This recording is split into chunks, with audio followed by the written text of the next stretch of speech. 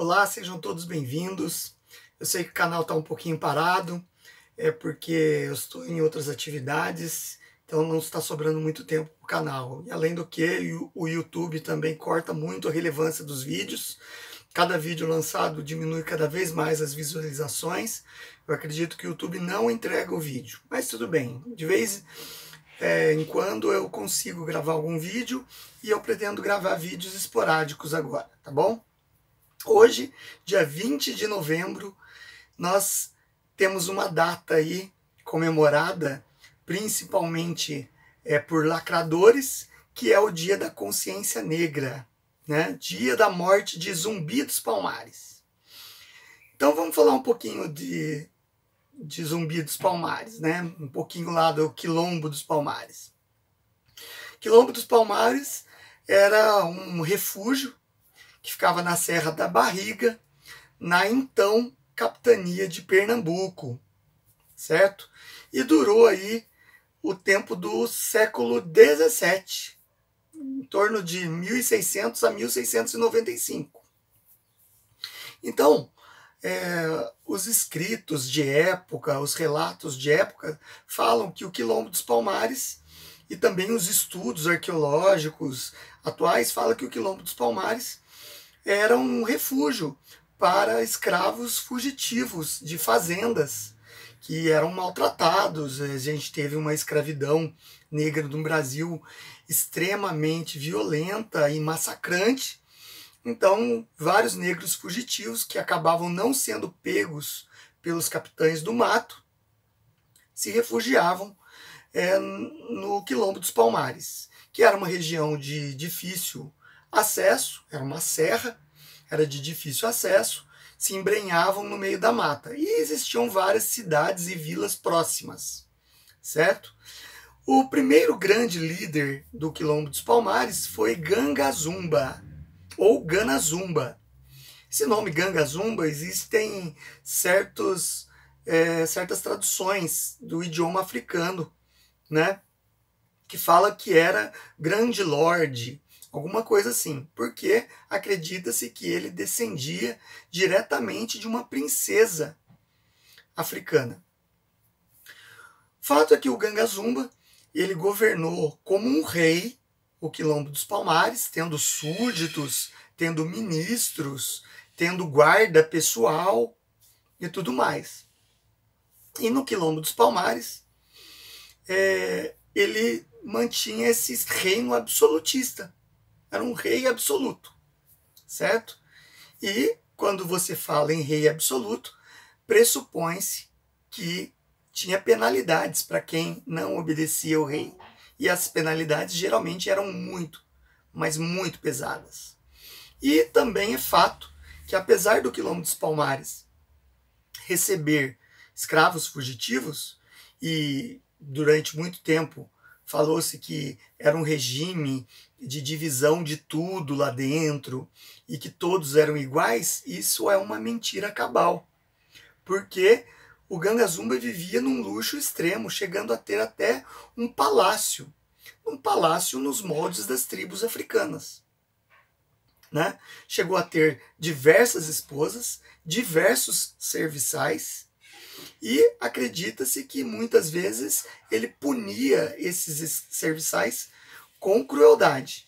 Em 1677, houve uma tentativa de ataque ao Quilombo dos Palmares.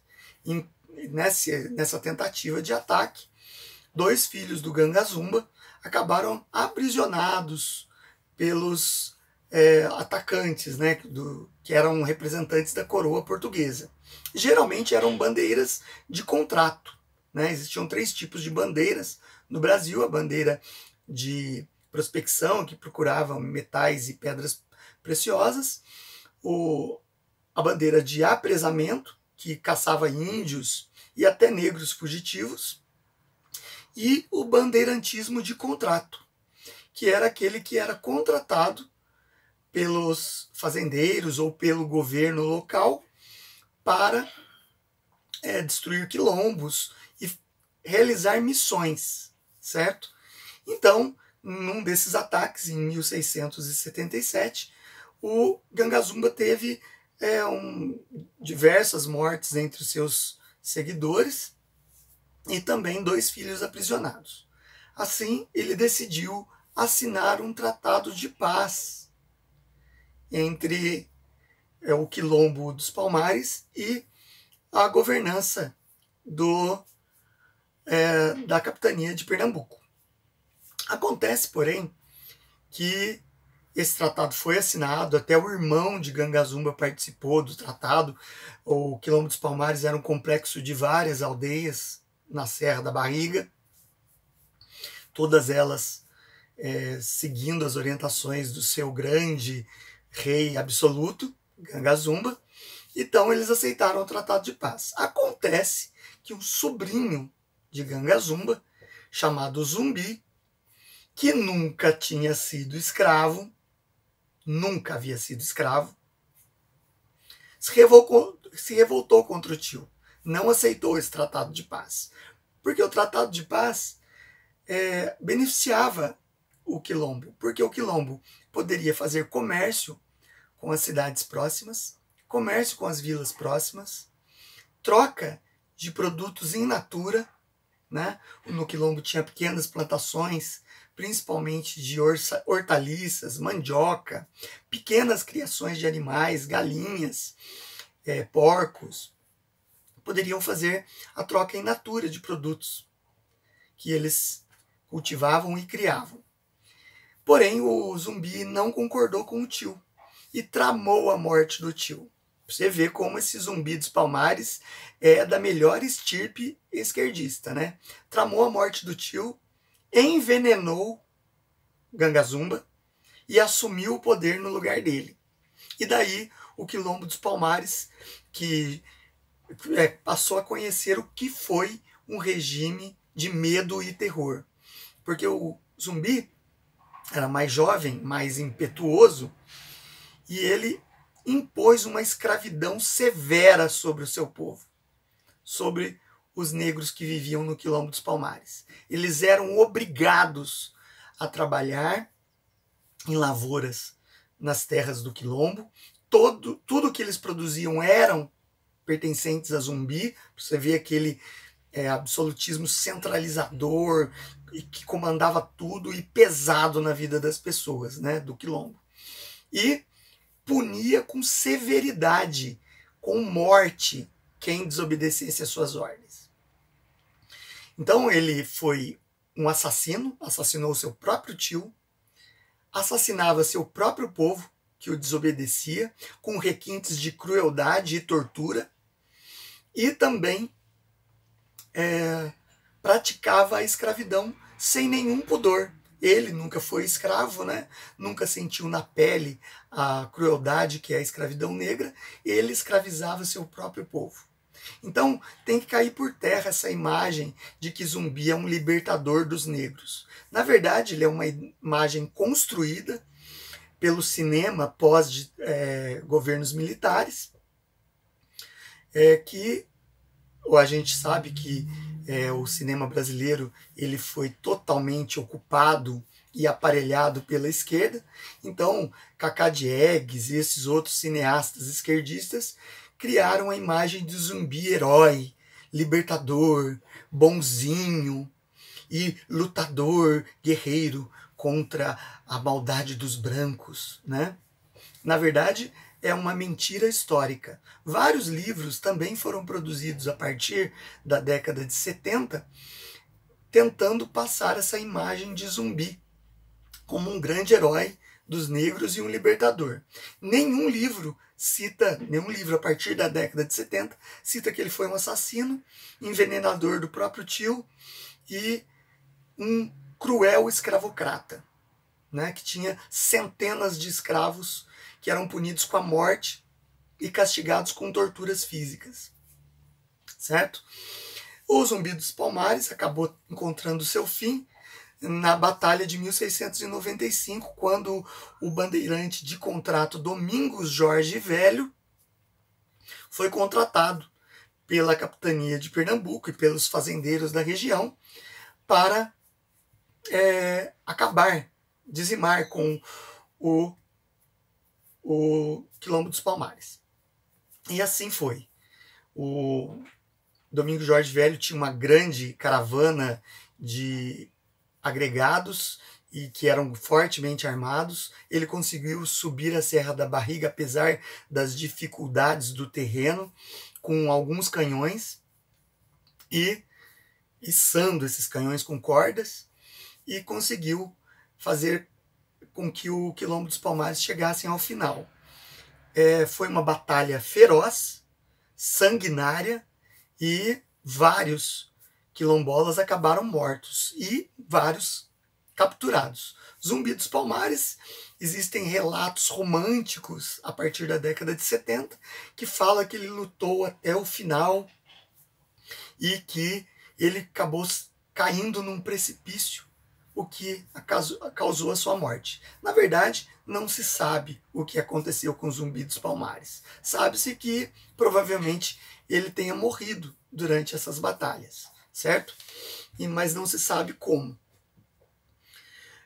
O Quilombo dos Palmares é alvo de vários estudos arqueológicos. Confirma-se que essa batalha realmente aconteceu e que foi sanguinária, e que no governo de Zumbi dos Palmares, por incrível que pareça, ele não assinou o Tratado de Paz e ele cometia furtos nas fazendas próximas ao Quilombo, furtos, ataques para roubar mantimentos, roubar produtos e também capturar escravos, porque a fama dele na região já não fazia com que os escravos quisessem fugir para lá, se sentindo protegidos.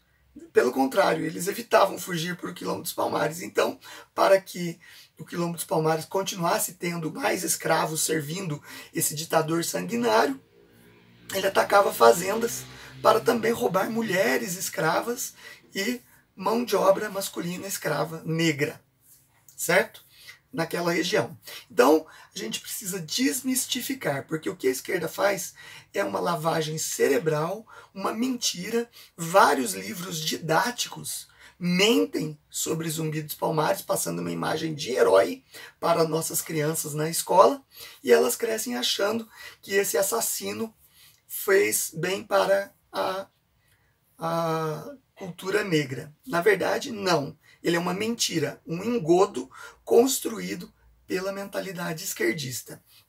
E nós precisamos revisar isso aí e mostrar a verdade. Eu, como professor de história e historiador, através de fonte secundária, pesquisas de livros anteriores à década de 70, todos os livros comprovam que Zumbi dos Palmares era um assassino escravocrata, cruel, com requintes de crueldade, ok?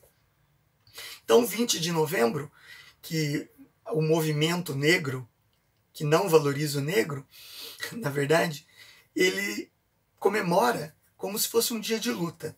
Mas, na verdade, a gente tem que pensar no movimento abolicionista do século XIX, que tem figuras como José do Patrocínio, um homem negro, íntegro, que é culto, extremamente culto, e que foi um dos cabeças do movimento de libertação da escravidão no Brasil. E a princesa Isabel, que também usou toda a sua influência para a libertação dos negros. Quando eles falam que no dia 13 de maio de 1888, a princesa Isabel, assinando a Lei Áurea, na verdade jogou o negro numa escravidão social, é também uma narrativa mentirosa, porque 98% dos brasileiros brancos viviam também numa condição social de pobreza. Então os negros estavam vivendo a mesma condição social dos brancos naquele período. Os brancos não tinham acesso à rede de esgoto, à água tratada, não tinha acesso à saúde pública, não tinha acesso à habitação e não tinha acesso aos bens que o Estado monárquico brasileiro poderia oferecer, certo? Então, estavam em condição de igualdade os negros e os brancos. Eu, como historiador e professor de história, reconheço o dia em homenagem aos negros, o dia em que os negros atingiram uma condição de igualdade com os brancos e se libertaram da escravidão apenas o dia 13 de maio de 1888. Não reconheço o dia 20 de novembro. Pode-se criar aí a data da consciência negra como uma forma panfletária e mentirosa de enganar os nossos irmãos negros. Mas não engana os grandes estudiosos da história, tá? Então você que quer saber mais, compartilhe esse vídeo, mostre para os seus amigos, passem, quem é professor aí no canal, principalmente professor primário, passe para as crianças na escola e compartilhe nas redes sociais.